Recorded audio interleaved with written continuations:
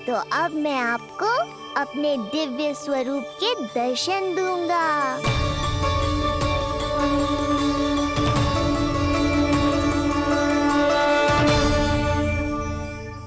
अरे अरे, देख नहीं पाओगे तो मारोगे कैसे?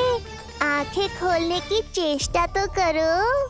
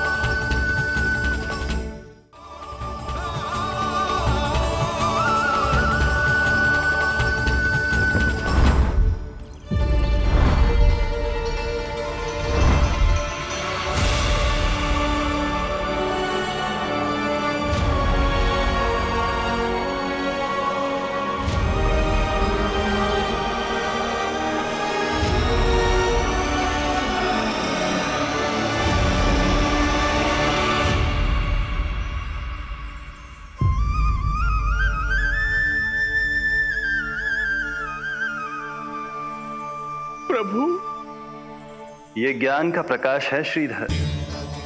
इससे आप सदैव बचते ही रहे हैं। आपके पास बुद्धि तो है किंतु ज्ञान नहीं। आप महान ऋषि शुक्राचार्य के मानसिक शिष्य हैं। अब स्वयं को ज्ञान से और दूर मत रखिए। अब अपने भीतर के अंधकार को इसमें समा जाने दीजिए।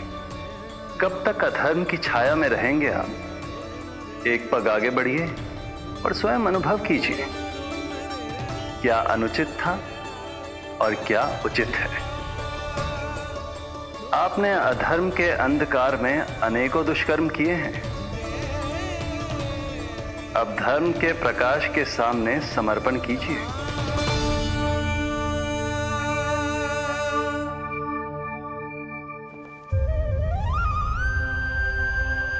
प्रभु, मैं मूर्ख जब से यहां आया हूं, आपके प्राण लेने का प्रयास कर रहा हूं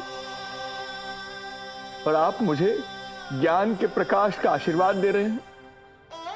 आपकी लीला अपरंपार है प्रभु, आपकी लीला अपरंपार।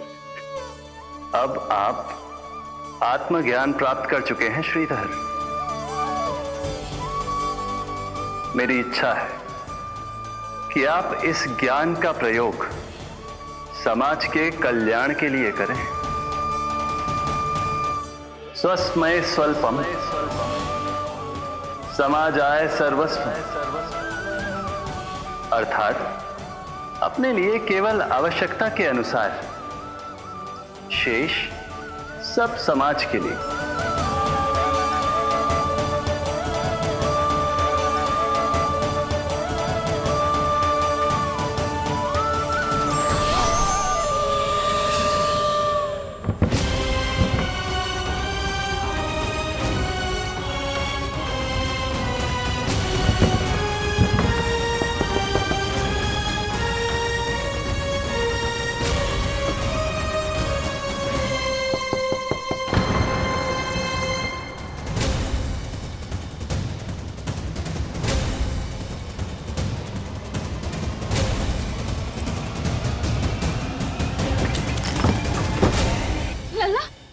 रोहिणी जीजी, आपको किसने बंद करो? जब मेरे और उस महाराज के अतिरिक्त यहाँ कोई है ही नहीं, तो तुम बताओ किसने किया होगा मुझे बंद?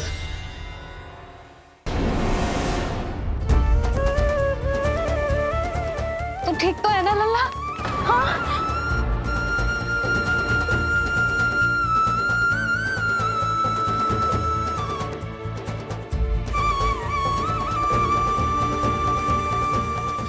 आज तक अपने लल्ला को अपने से दूर ना करो मैंने। आज पहली बार आप पर विश्वास करके गोपियों के साथ गई थी। आदर से पूछ रही हूँ महाराज, सत्य बताओ, क्या कर रहे थे आप?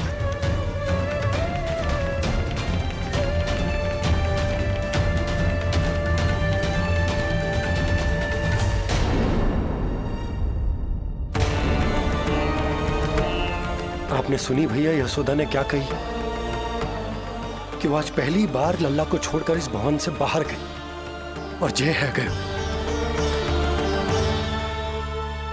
यदि उसे पता चलेगा कि ये पाखंडी बाबा यहां क्यों आयो है और उसके लल्ला के प्राण संकट में हैं, तो फिर कभी वो इस भवन के बाहर पग न धरेगी। मैं समझता हूं नंद, पर इसने यदि स्वयं ही सब मान लियो तो? आप दोनों की चिंता उचित है। कितनी कठिनाई से मैया पूतना की घटना भूल पाई थी। इतना तो मैं समझ गई हूँ, जो आप दिखते हो वो आप हो ना।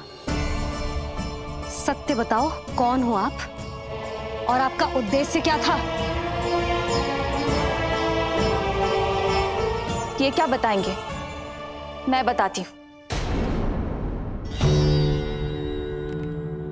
चोरी करने आए थे यहाँ, नीलमणि की माला चुरा रहे थे।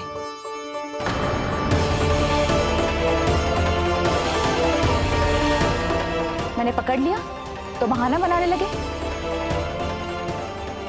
अवश्य ही और अधिक मूल्यवान वस्तुएं और आभूषणों को चुराने के लोभ में इन्होंने मुझे भीतर बंद कर दिया और बाहर पूरा भवन उथल पुथल कर दिया। ये सत्य कह रही हैं?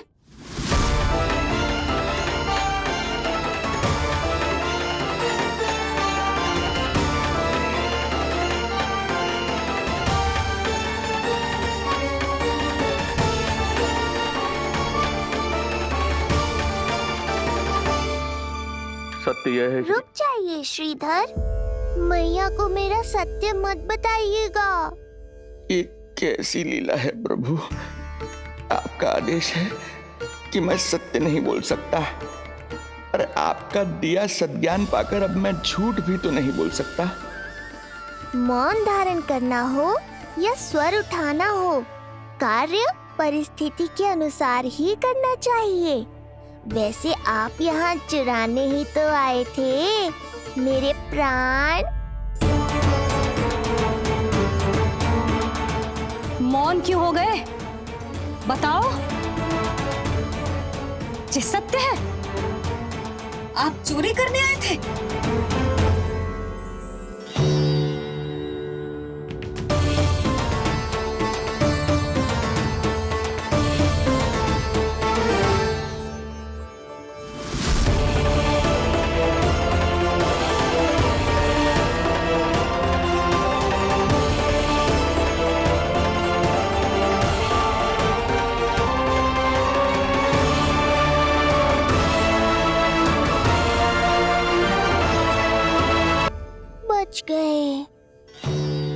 बच गए। आप तो मेरे मायके से भी ना आए हो, है ना? आपकी इतनी सेवा की मैंने, आपकी औषधि, आपका भोजन, ये सब किया मैंने। आपको अपने पिता के समान माना और मेरे स्नेह के बदले जेल लौटाया आपने। आपको तनिक भी लज्जा ना आई? आपने मेरी ममता का उपहास उड़ाया है। एक स्त्री की भावनाओं का अपमान किया है आपने।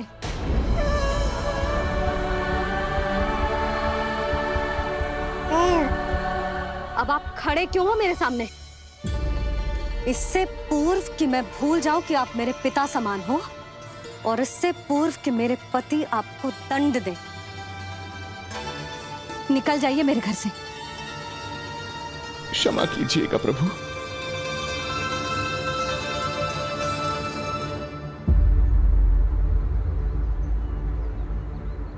इसे ऐसे तो नहीं जाने दे सकते ना नंद। इसके कर्मों का कुछ तो दंड देना होगा इसे। दंड मिलेगा भैया, कंस देगो दंड ने, जब ये असफल उसके सामने पहुंचेंगे।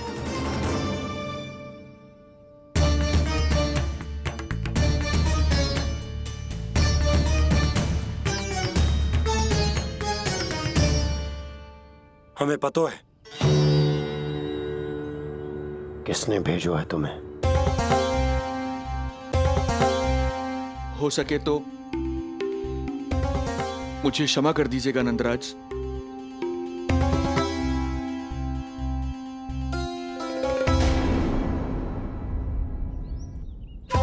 आप यहां से जीवित इसलिए लौटकर जा पा रहे हैं क्योंकि मैं हिंसा का विरोधी हूं और मैं नहीं चाहता कि यशोदा को पता चले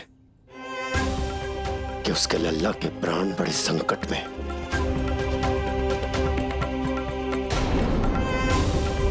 पर अब ध्यान रहे महाराज कि आप लल्ला के तो क्या गोकुल के भी निकट दिखाई दिए तो मैं वो कर बैठूंगा जो मैंने आज तक ना की हो।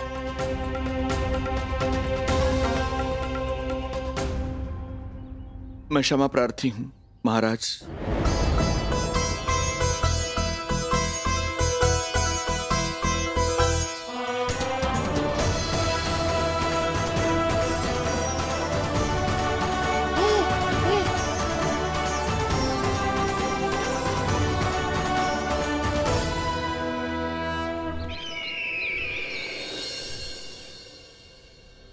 आप मौन क्यों हैं?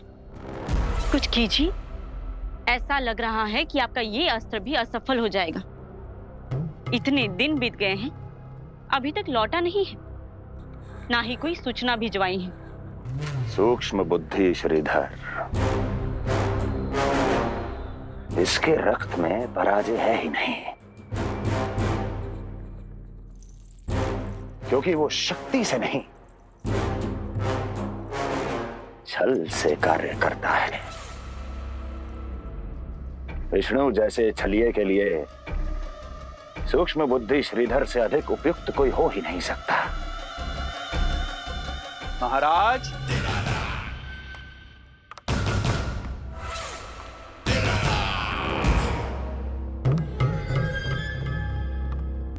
जिसे आप छलिया समझ रहे हैं महाराज, वो तो सृष्टि के रक्षक हैं, पालनहार हैं वो तो।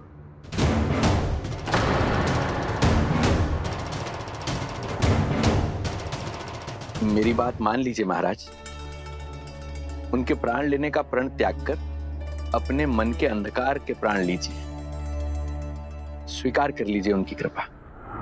मस्तिष्क फिर गया है क्या? मस्तिष्क फिर नहीं गया है महाराज, बल्कि जीवन में पहली बार सही कार्य कर रहा है। और उनका सत्य आप भी जितना शीघ्र जान लेंगे उतना ही अच्छा है आपके लिए। कैसा सत्य? यही कि गोकुल में पल रहे उस बालक के रूप में स्वयं विष्णु धरती पर आए हैं।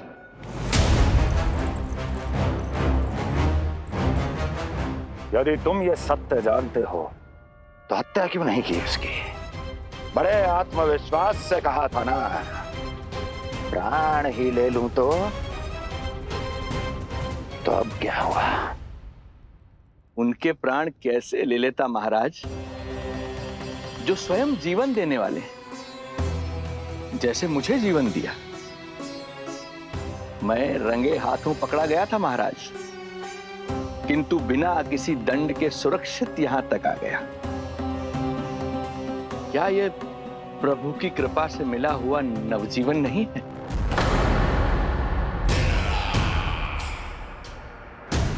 ये आपके सामने आपके शत्रु का गुणगान किए जा रहा है और आप अभी भी मौन हैं।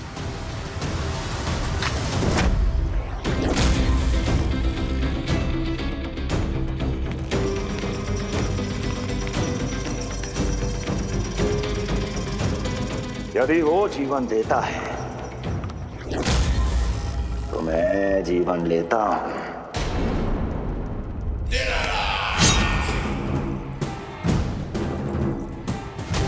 अब तेरा जीवन लूंगा यदि फिर से उसका बखान किया तो।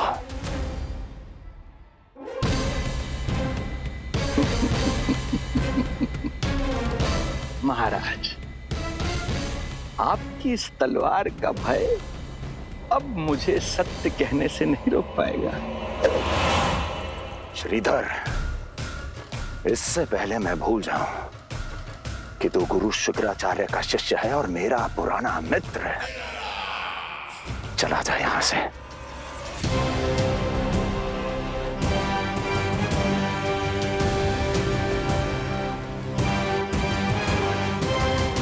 चला जा। ओम नमो भगवते वासुदेवाय। ओम नमो भगवते वासुदेवाय।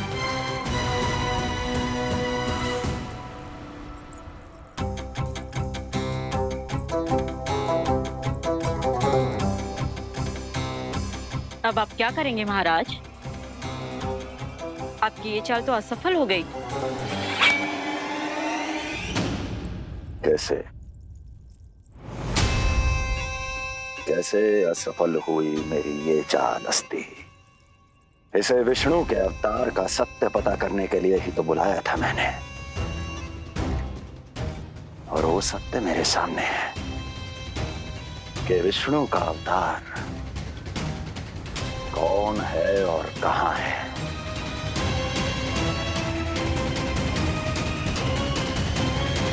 विष्णु विष्णु विष्णु। हे नारायण, आपका कोटि कोटि धन्यवाद जो आपने हमारे नीलमणि की रक्षा की। परंतु क्या होगा? हाँ,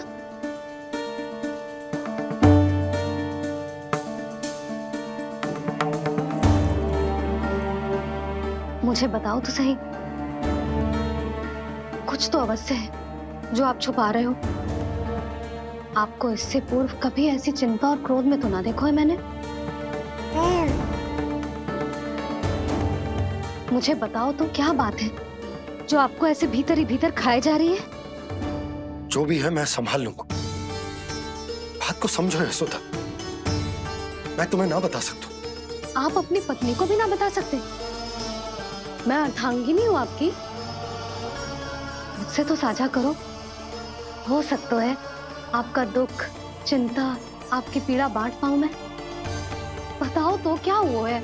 सब बात तुम्हें बताऊं जो आवश्यक ना है यशोदा।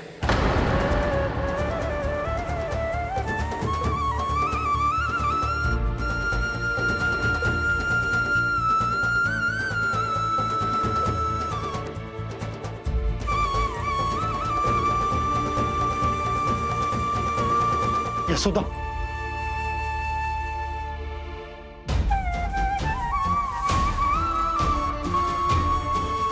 जब पति अपने मन का रहस्य अपनी पत्नी से भी साझा न कर सके तो उनके एक दूसरे से बात करने का लाभ ही क्या?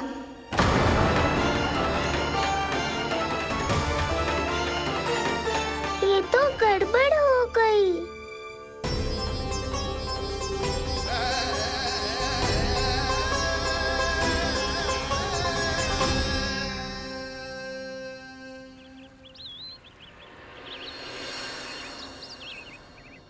अब जे आएंगे और अपनी मीठी मीठी बातों से मुझे मनाने का प्रयत्न करेंगे।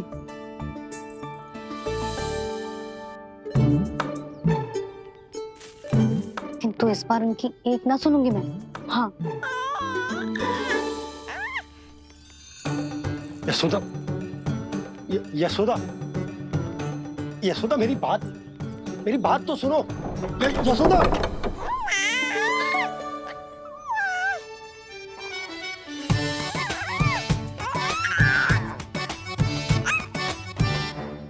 तू क्यों मुस्कुरा रहा है? तेरी मैया को मनाना आता है मुझे। तू बस देख तो जा।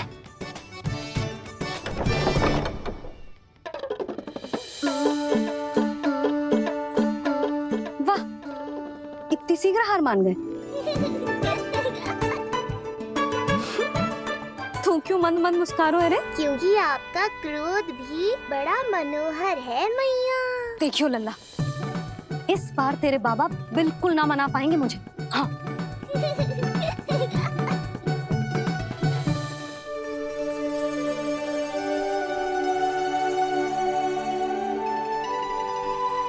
जे मथुरा से लेकर आयो, पहनकर दिखाओ ना। लल्ला मैं अभी आई। हाँ, यशोदा, यशोदा देख तो लो। बाबा, वस्त्रों और आभूषणों से कुछ नहीं होने वाला।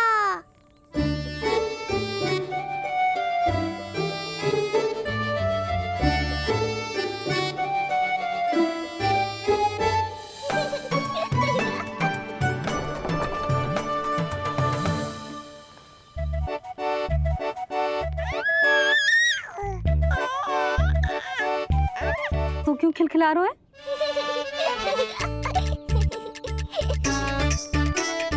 मैं तो बस इसे संभाल कर। तू चुप कर लल्ला।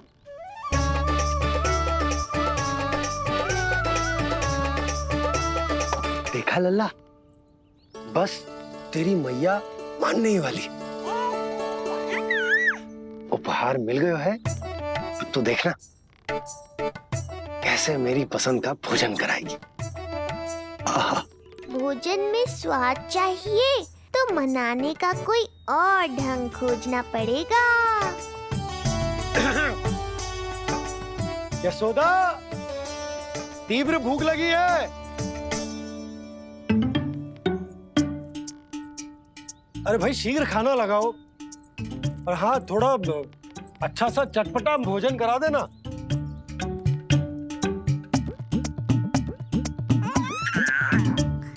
अब देखना अच्छे अच्छे पकवान लेकर आएगी।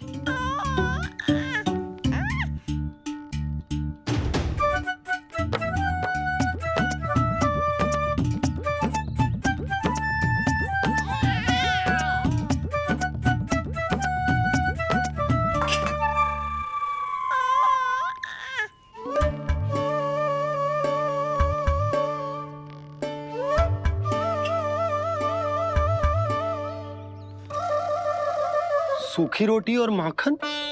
जो अपनी पत्नी को पूरी बात ना बताते, उन्हें 56 भोग ना मिलता भोजन में। भले ही मनाने के लिए नए वस्त्र क्यों ना लाएं, हाँ नहीं तो